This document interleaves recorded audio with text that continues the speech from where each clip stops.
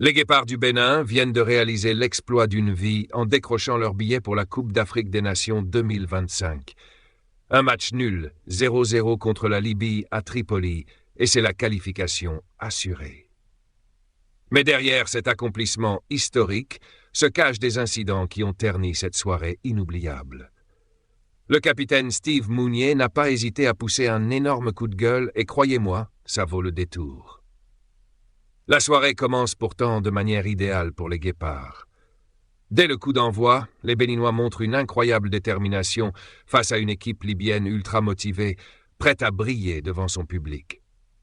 Mais rapidement, les choses prennent une tournure très tendue.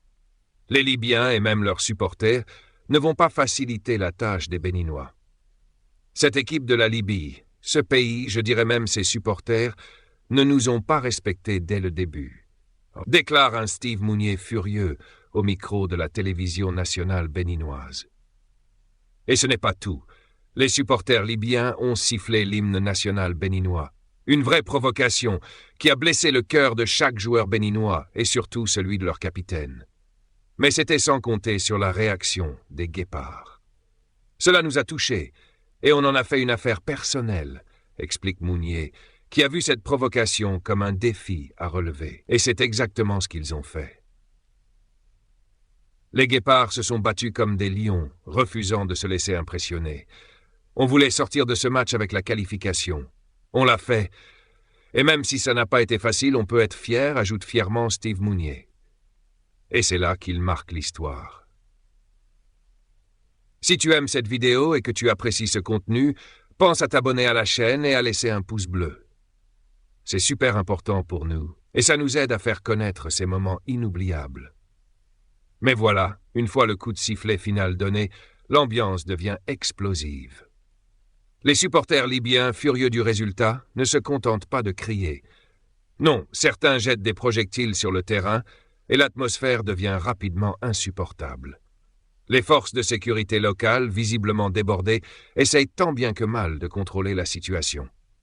Les joueurs béninois et leurs supporters sont retenus à l'intérieur du stade pour éviter des affrontements directs. Mais malheureusement, cette mesure ne suffira pas à éviter l'escalade de la violence. Des agents de sécurité libyens se rendent coupables d'agressions physiques contre plusieurs membres de la délégation béninoise. Gernot Rohr, le sélectionneur des Guépards, est blessé au bras gauche. Mais ce n'est pas tout. Enrico Pionetti, l'entraîneur des gardiens, reçoit un coup à la tête.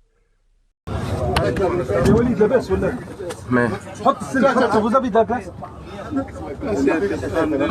De la glace là, il y en a un qui a... Est-ce qu'il y a quelqu'un qui a une vessie de glace là? Oui. Oui, je fais que donnez la vessie de glace là. Vessie de glace. C'est là. Donne-moi ça. Et donc taper sur la tête. Sur la tête. Sécurité. J'espère qu'ils n'ont pas fait un traumatisme crânien. Oui. D'autres membres du staff technique et des agents de sécurité béninois sont également blessés. Des vidéos choquantes, partagées sur les réseaux sociaux, montrent un Gernot Rohr visiblement marqué, et c'est à ce moment que la gravité de la situation devient évidente.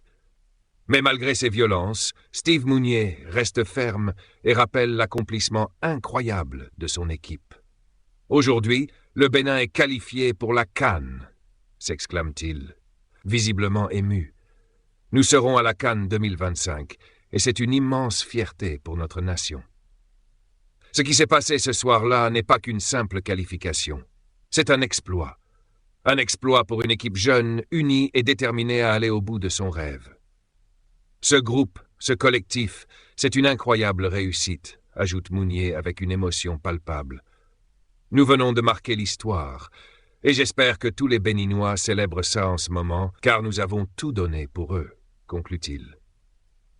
La qualification des Guépards du Bénin pour la Coupe d'Afrique des Nations 2025 restera gravée dans les mémoires, non seulement pour l'héroïsme de l'équipe sur le terrain, mais aussi pour les épreuves qu'ils ont dû surmonter en dehors.